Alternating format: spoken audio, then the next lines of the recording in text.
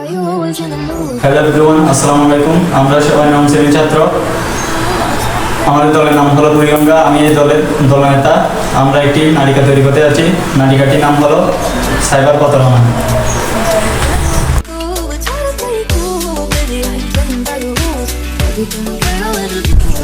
অনেকদিন হয়েছে এফবিতে একটু ঢুকিনি, সামাজিক যোগে একটু ঢুকে দেখি। আহা, কি ক্ষুধার্ত মানুষ। চা, এগুলো কি সত্যি নাকি লাইক কমেন্ট পাওয়ার বাহানা? ও, কালো শার্টটা তো অনেক সুন্দর। কি এটা ডিটেলস গুলো দেখি। ব্র্যান্ডটা তো অনেক ভালোই। দামটা তো দাম তো দেওয়ানি, একটু দামটা জিজ্ঞেস করে। কি 2000 টাকা? ব্র্যান্ড তো ভালো, নিয়ে ফেলি। 3 দিনের মধ্যেই চলে আসবে। দ্বিতীয় দিন তো হয়ে গেল, শার্টটা আসার কোনো নাম নিশানা নেই। ওরা কি আমার টাকাগুলো খেয়ে ফেলেছে? না না না, কালকেই দিব হয়তো। কোনো সমস্যা?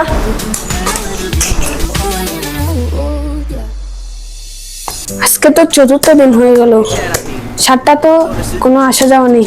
দেখি, ফোন করে দেখি। হ্যাঁ হ্যালো। হ্যাঁ হ্যালো, আপনার পেজ থেকে আমি একটা শার্ট অর্ডার করেছিলাম, আর সেটা 3 দিনের মধ্যে দেওয়ার কথা ছিল, কিন্তু এখন 4 দিন হয়ে গেল, কোনো পাওয়া নেই।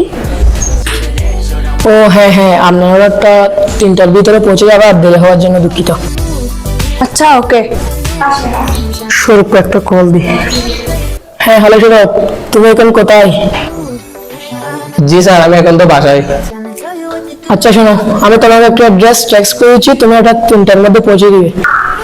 Okay sir.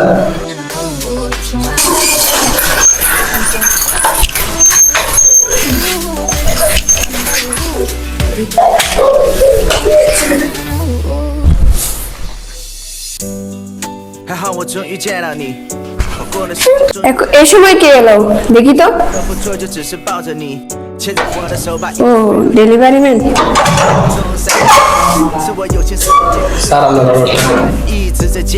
ও, অনেকদিন পরে অর্ডারটা পেয়েছি, আর টাকাটা না।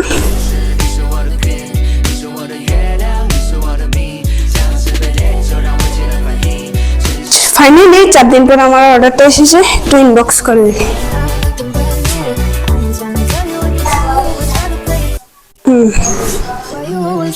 কিরে, আমি তো কালো শার্ট অর্ডার দিয়েছিলাম, তো সাদা শার্ট, আর শার্টটা তো অনেক নিম্নমানের।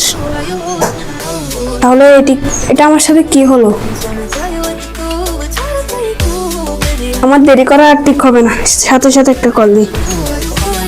হ্যালো, হ্যাঁ, আপনার পেজ থেকে আমি যে শার্টটা অর্ডার করেছিলাম তার বদলে একটা নিম্নমানের সাদা শার্ট পেয়েছি, কালো শার্ট অর্ডার করেছিলাম, আর সেটার জন্য 2000 টাকা নিয়ে ফেলেছে।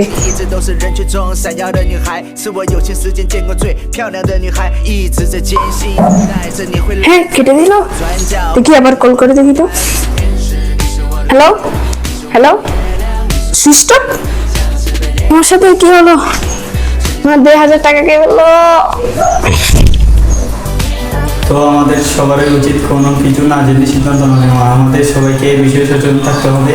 এইরকম কেউ না কেউ প্রতিদিন প্রতারণার শিকার হচ্ছে, তাই আমাদের আগে থেকে এই বিষয়ে সতর্ক থাকতে হবে এবং সব কিছু জেনে বুঝে সিদ্ধান্ত নিতে হবে।